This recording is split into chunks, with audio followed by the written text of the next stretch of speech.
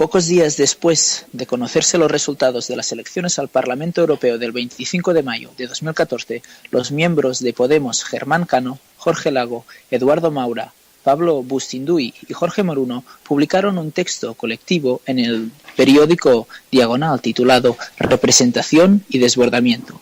En el texto, los autores afirmaban: hay un hilo narrativo que comunica dos puntos improbables. En la noche electoral del 2004, miles de jóvenes se reunieron frente a la sede de Ferraz, ondeando banderas republicanas y coreando «No nos falles» a Zapatero, asomado en el balcón.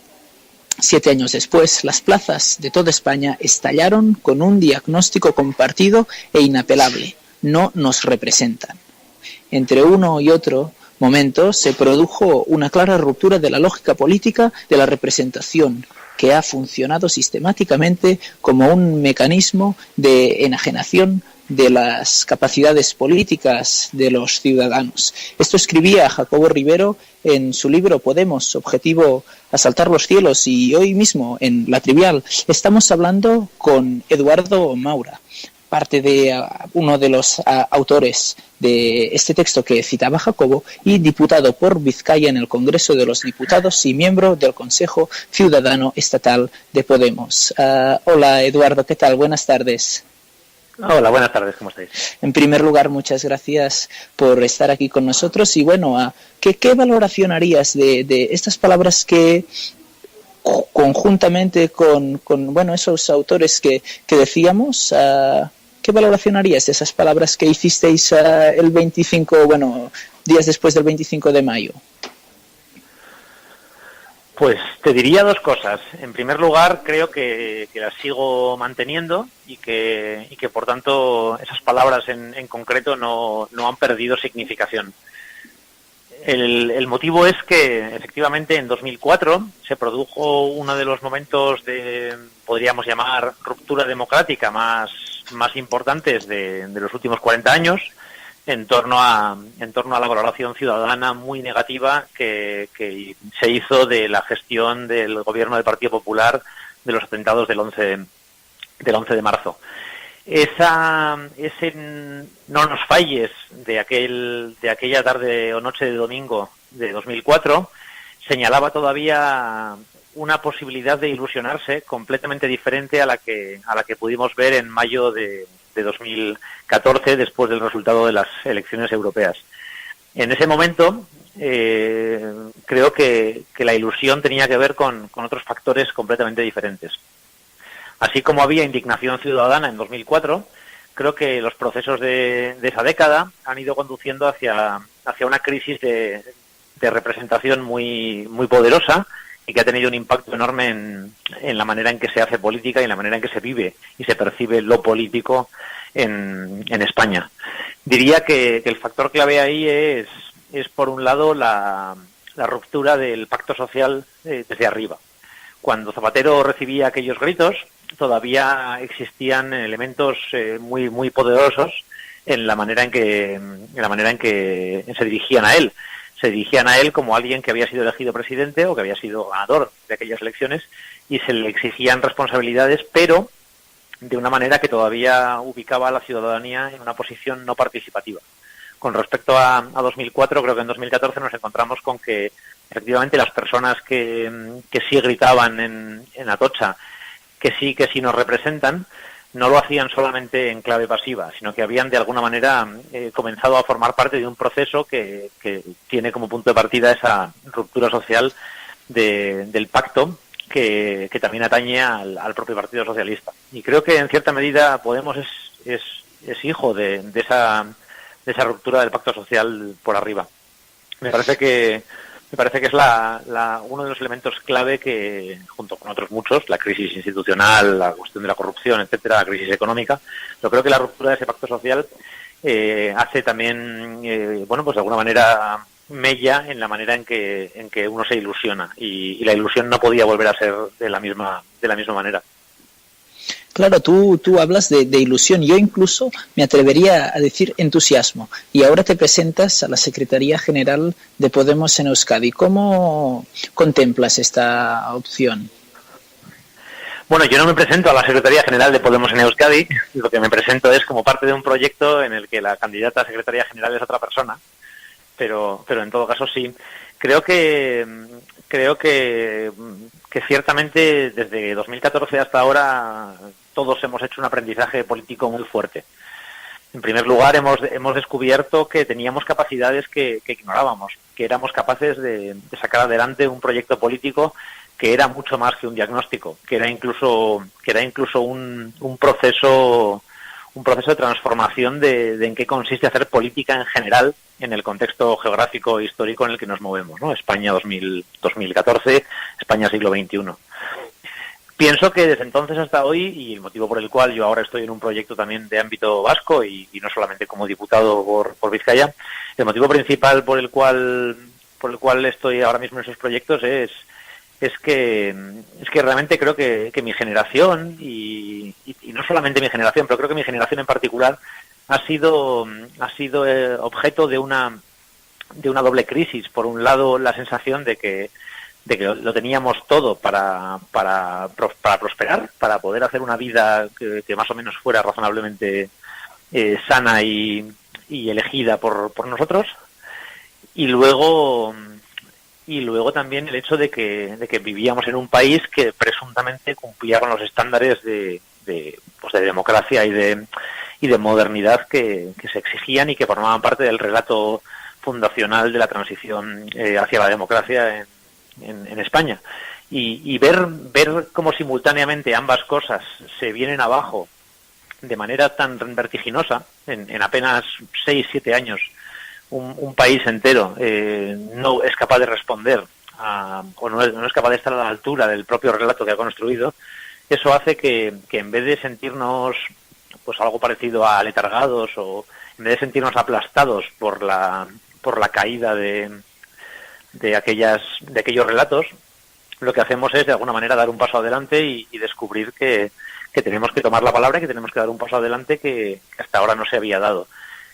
Obviamente ese paso es desigual, no todo el mundo lo da de la misma manera, no todo el mundo percibe lo que tiene que hacer en cada momento de la misma manera, pero ciertamente hay un cierto compromiso generacional con nuestro país, con nuestros mayores y también con la gente un poco más joven que nosotros y que se incorpora a la política ahora y que probablemente nunca vuelva a vivir una época tan, bueno, no sé cómo decirlo, tan sombría como la que nosotros vivimos entre 2006, 2007 y 2014.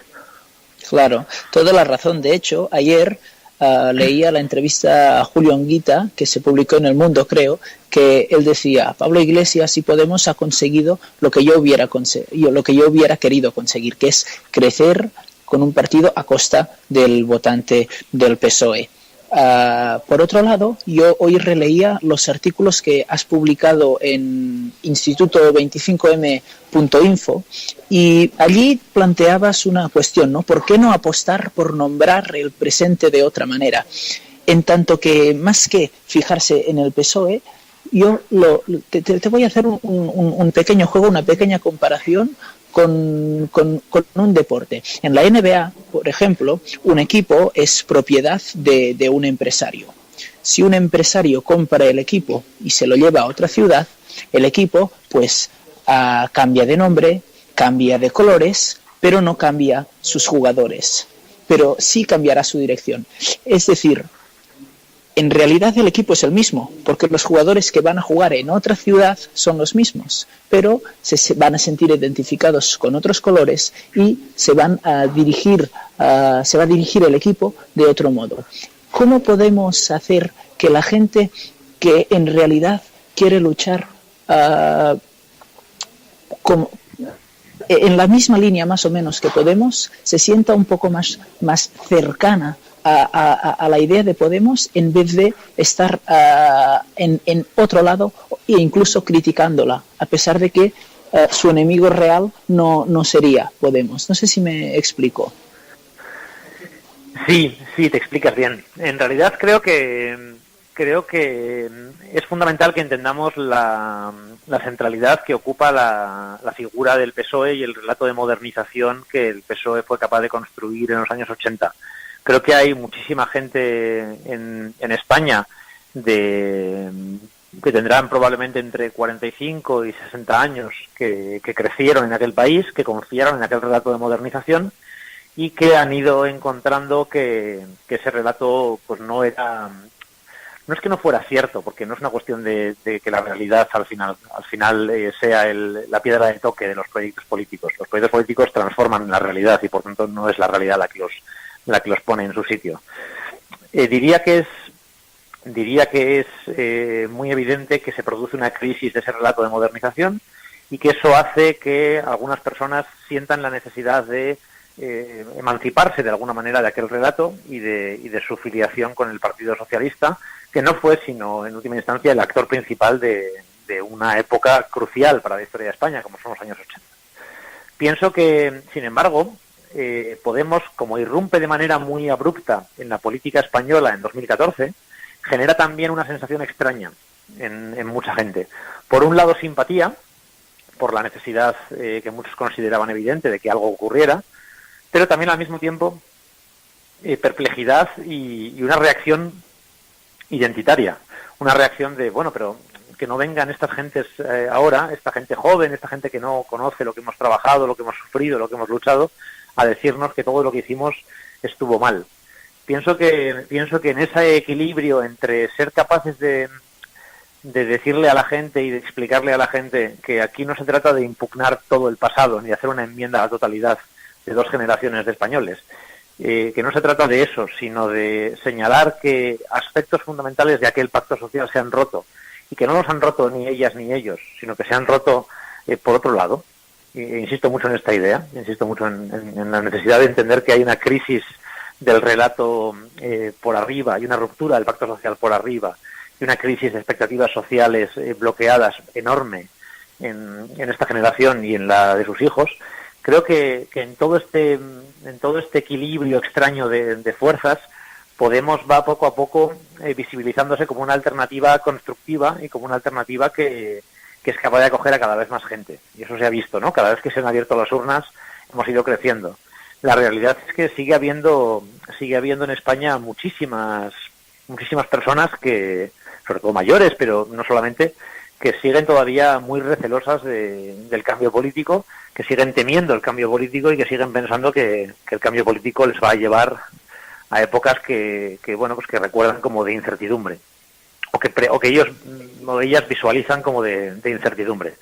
Pienso que una parte fundamental del proyecto político de Podemos es ser capaces de construir con esta idea muy sencilla de que lo que se hizo como se pudo, que los factores políticos de entonces ya no existen hoy, son diferentes, y que se trata precisamente de recoger toda esa energía y de recoger esa energía, además ampliándola, para construir un país digno que probablemente pueda tomar pie en aquello y avanzar hacia adelante y no quedarse estancado en la rememoración de lo bueno que fue todo lo que sucedió entonces. Pero pienso que en líneas generales hay en Podemos una tensión fuerte entre el pasado de nuestro país y cómo se construyó el relato de modernización y la necesidad de avanzar algo más a partir de ese relato y de construir algo diferente.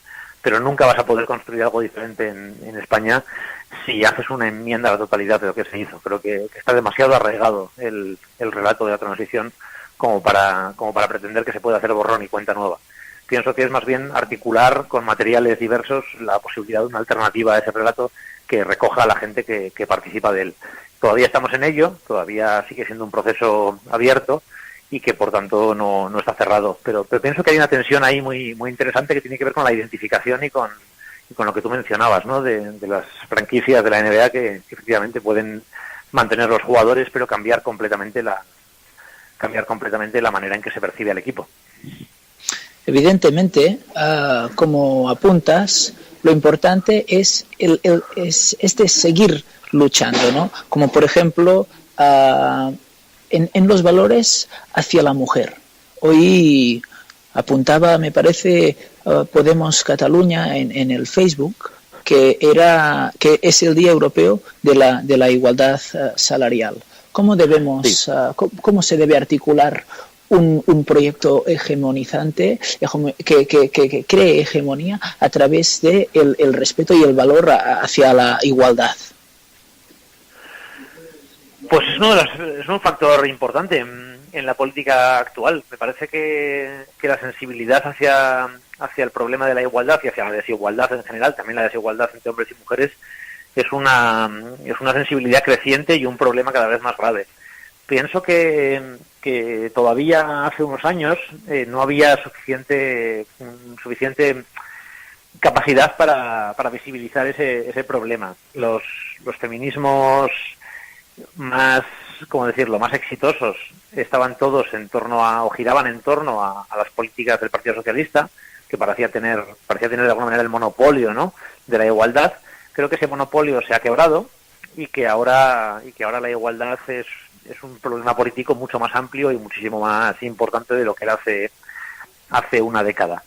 Y pienso que el enfoque que le estamos dando en Podemos es adecuado. La idea consiste en dar importancia a las condiciones materiales de posibilidad de las mujeres, por supuesto, para acceder a espacios profesionales y políticos a los que hasta ahora no han tenido todo el acceso que sería deseable, pero también enfocar, por ejemplo, la cuestión de la violencia machista desde un punto de vista no necesariamente judicial, aunque por supuesto lo judicial sea muy importante, sino desde un punto de vista material y económico. Es decir, que lo que hace falta producir es alternativas vitales, alternativas sociales, alternativas económicas para aquellas mujeres que sufren situaciones de desigualdad o de maltrato o de violencia que en gran medida no se resuelven animando a denunciar, sino precisamente generando alternativas para que las personas que están quizás dudando sobre si denunciar o no denunciar sepan que si lo hacen van a tener una salida. Hasta ahora no habíamos sido capaces, creo, de visibilizar este problema, ¿no? El problema que hace que las personas no se animen a denunciar o a hacer política, por ejemplo. Y creo que aquí hay un cierto paralelismo por la sencilla razón de que tienen incertidumbre ante la situación en la que quedarán si lo hacen. Pienso que ahora, cuantas más garantías ofrezcamos, más igualdad conseguiremos, y cuanto más énfasis hagamos en la igualdad material, no solamente ante la ley o ante los juzgados, más avanzaremos en un proyecto que no puede llamarse democrático si no es igualitario. Al fin y al cabo, esto pasa por la democratización de la sociedad, que a pesar de que decimos o se dice que sí estamos en una democracia, a veces cuesta un poco de creer. Y en esto apunta muy bien Varoufakis con el Diem 25, que lo que se debe hacer es dejarnos estar de si gobierna Podemos o el PSOE en España. Lo que importa es que quien gobierne, que sea una fuerza progresista y que intente ir a Europa a combatir las políticas de austeridad de la Troika. ¿Cómo ves el Diem 25, Eduardo? Yo estoy de acuerdo en una parte importante de ese diagnóstico. Creo que independientemente de quién gobierne en un Estado como el español, es fundamental que entendamos que la dimensión europea del cambio es crucial. Es probable que, por mucho que uno pueda gobernar, la pérdida de soberanía que han tenido los Estados europeos hiciera imposible cualquier tipo de política realmente de progreso que no contara con la colaboración y con la ¿cómo decirlo?, la solidaridad de los socios europeos. Ahora mismo en Europa hay un equilibrio de fuerzas muy contrario a cualquier proyecto de cambio.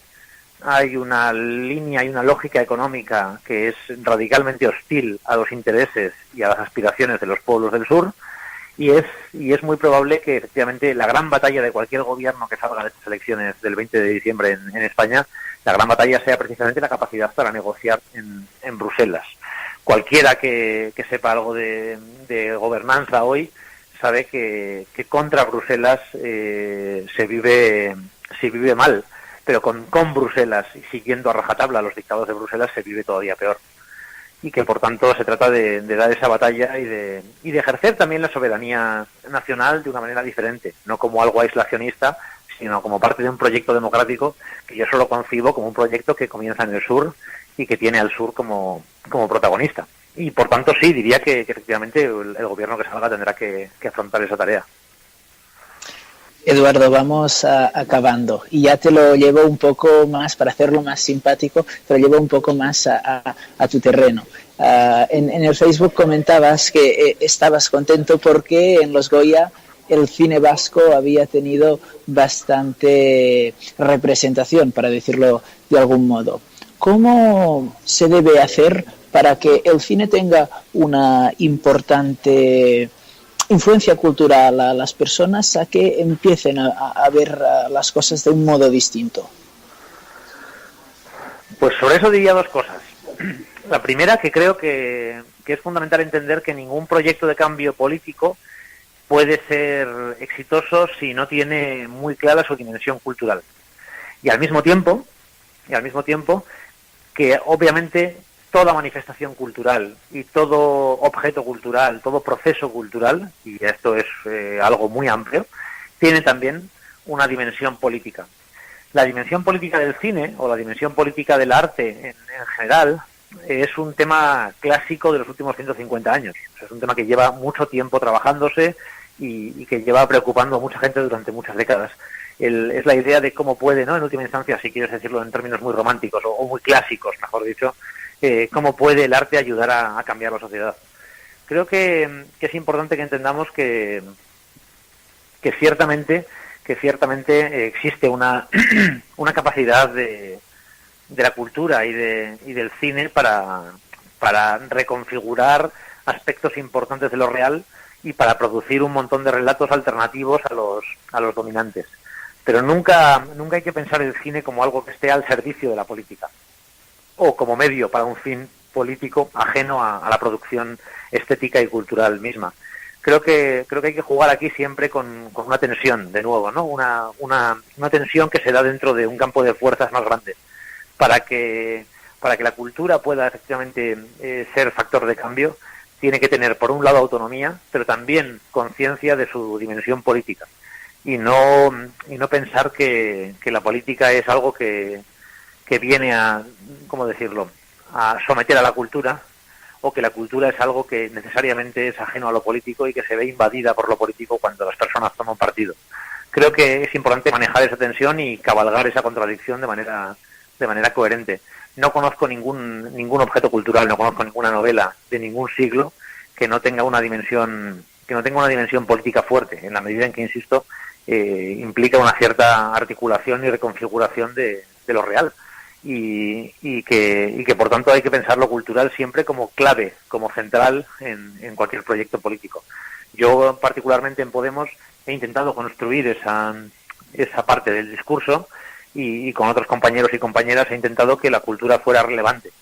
Lo que ocurre es que al mismo tiempo que creo que lo cultural es muy relevante para Podemos, en España tenemos una industria cultural enormemente en crisis, muy tocada por la crisis económica y enormemente afectada por la precariedad y por las malas condiciones laborales de sus profesionales. Hay que jugar también en esa dimensión. No todo es en política una cuestión de discurso o de relato, sino que a veces uno también tiene que bajar a la arena de las condiciones materiales. Creo que esas cosas son compatibles, de hecho, son necesarias ambas y deben ser compatibles. Hoy por hoy hay una concepción del cine español, por ejemplo, en la ciudadanía, completamente injusta, y es que se ve el cine como algo privilegiado y subvencionado, cuando en realidad la inmensa mayoría de los trabajadores y trabajadoras de la cultura viven en condiciones precarias y tienen contratos pues temporales, intermitentes, que les obligan a hacer esfuerzos económicos enormes y a tener que pasar por situaciones de mucha precariedad. Todo esto en realidad forma parte de un proyecto que es político y es cultural y es político. Y por tanto pues habrá que seguir viendo qué manera es la mejor para que la cultura y lo cultural sigan siendo relevantes para la política y viceversa.